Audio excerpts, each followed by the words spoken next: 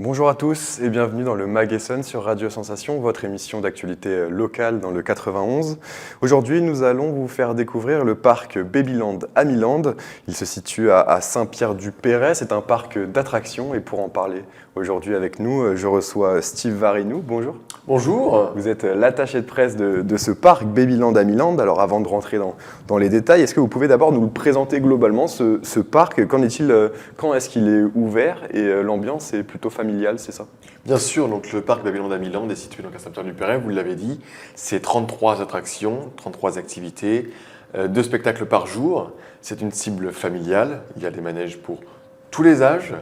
Voilà, pour les enfants jusqu'aux grands-parents. Voilà, on peut vraiment s'amuser de 7 à 77 ans à Babyland à Milan. Voilà, c'est aussi 7 points de restauration.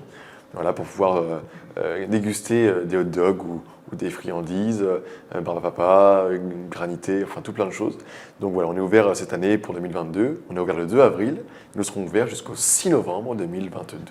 Alors justement, avant de parler de toutes ces attractions et toutes ces activités, on va remonter un peu le temps et retourner au début de l'histoire du parc. Donc on remonte en 1972 d'abord. Une famille, les Wéry, possède le manoir de Ville-de-Domp. Alors ils décident, pour tirer profit de leurs nombreux hectares, de créer une société gérant une buvette et des jeux en plein air pour les enfants. Alors finalement, cette société sera vendue en 1985 à 2 associés, Reverchon et Duy. Les 2 hommes la renomment Babyland à Milan, d'où vient ce nom donc. Alors finalement, suite à un conflit d'intérêts, les 2 hommes décident de revendre la société à Xavier Lapeyre. Alors donc c'est là que la famille Lapeyre entre en jeu. Exactement, donc Xavier Lapeyre, donc, qui a repris l'activité, a racheté le terrain en 97. 98, 99, on connaît tous ensuite eh bien, la tempête qui a dévasté tout le terrain. Et donc, après maintes travaux, le parc a réellement ouvert en 2008 pour accueillir ses premiers visiteurs sous la direction du coup de Xavier Lapeyre. Alors, ça a pris beaucoup de temps, 10 ans, qu'est-ce qui passé? Mais en fait, il faut savoir que Xavier Lapeyre et sa femme Alexandra, de base, sont des forains. Donc ils étaient beaucoup sur les foires du Trône, la foire de Liège, la fête des loges, donc beaucoup sur les foires, donc sur les routes. Donc, entre les tournées et du coup ils étaient très peu sur le terrain. Donc dès qu'ils avaient le temps, ils le remettaient en état. Mais là, du coup, c'est pour ça que ça a pris plus de temps parce qu'ils n'étaient pas toute l'année sur le terrain. Donc le parc a ouvert en 2008. Comment est-ce qu'il a évolué depuis? J'imagine qu'il y a eu beaucoup de choses qui se sont passées depuis maintenant toutes ces années. Oui, puisque du coup, quand le parc a ouvert, il y avait des attractions pour enfants principalement, quelques gonflables. Et puis ensuite, avec le temps, il a importé des manèges un peu plus conséquents, comme par exemple le Big Apple, qui est un coaster familial. Et ensuite, lorsque son fils, Geoffrey Lapeyre, est devenu directeur d'exploitation, le parc a pris encore une ampleur depuis 3-4 ans, beaucoup plus intéressante. Alors, à quoi ressemble la clientèle du parc? C'est souvent les mêmes habitués d'une année sur l'autre. Ce sont des gens qui connaissent dans un rayon, on va dire, essonien ou avec les départements voisins, ou au contraire, ce sont des gens qui viennent de toute la France? Alors c'est vrai qu'on a quand même une clientèle assez fidèle, puisque Babyland à Milan en Essonne est une image de marque. Parce que du coup, comme vous l'avez dit, ça existe quand même depuis assez longtemps, même si ce n'était pas à l'époque les Lapeyre qui géraient ça. Eh bien, les enfants sont venus avec leurs parents. Donc là, ils ont leurs propres enfants, ils viennent pour faire perdurer un peu cette tradition et cette sortie familiale. Donc on a beaucoup d'habitués. Mais là, le parc commence à faire une notoriété beaucoup plus large. Donc on a maintenant des communes avoisinantes et même des départements avoisinants. La grande nouveauté cette année, donc, c'est la nouvelle attraction, le Pteranodon. Alors, est-ce que vous pouvez nous la présenter? Bien sûr, le Pteranodon, donc c'est en fait la première attraction thématisée du parc. Vraiment, on entre dans une nouvelle ère avec cette attraction.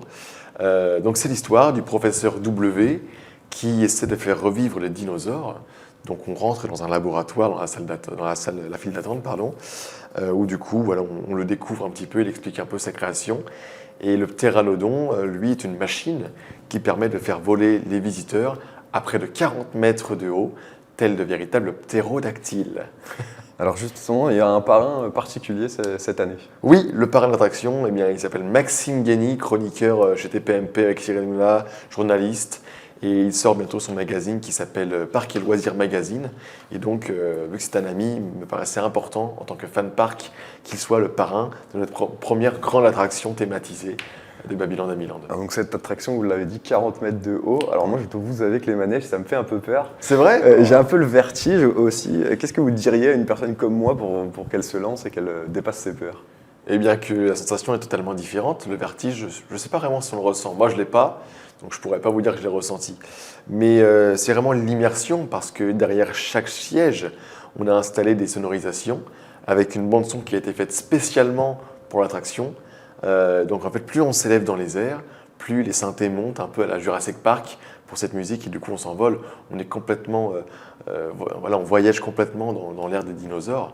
Donc c'est formidable. Comme dans un film, donc un peu. Ah vraiment, vraiment. On rentre dans une immersion totale. C'est pour nous la thématisation importante, avec du béton projeté. Enfin, ça a été un gros travail de longue haleine de plusieurs équipes, plusieurs entreprises qui sont intervenues sur le projet.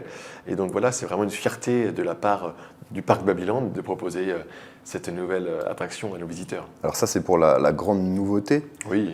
Mais en temps normal, il y a aussi d'autres attractions. Vous pouvez nous en présenter quelques-unes? Bien sûr, une qui plaît beaucoup à nos visiteurs, c'est par exemple la tour de chute. Vous savez, cette tour où on monte et puis d'un seul coup, hop, on descend d'un coup. Ça plaît beaucoup. La grande roue, classique. Voilà, mais les gens aiment beaucoup parce qu'elle fait 32 mètres de haut, donc on contemple quand même pas mal le parc. En plus, qui est très verdoyant parce qu'on est en pleine forêt, on est dans la forêt de Rougeot, donc c'est très verdoyant, c'est très sympathique. Bateau pirate aussi, classique. Voilà, on a un flume, on a des toboggans géants, le slalom, toboggan où les gens s'amusent à dévaler quelques mètres de plaisir. Donc, voilà. Un mot sur l'accès au parc. On pense à d'autres parcs d'attractions où il faut faire des kilomètres notamment. Il y a des arrivées en bus depuis Paris.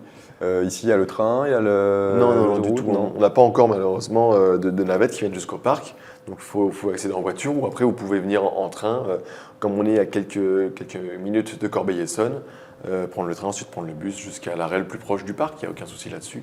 Alors aujourd'hui, en 2022, depuis quelques années, c'est Geoffrey, le fils de Xavier, donc la paire qui a pris petit à petit les rênes du parc. Donc il a essayé d'insuffler une nouvelle dynamique, de maintenir le parc dans la modernité. Alors quels sont les principaux projets qu'il a pour l'avenir du parc?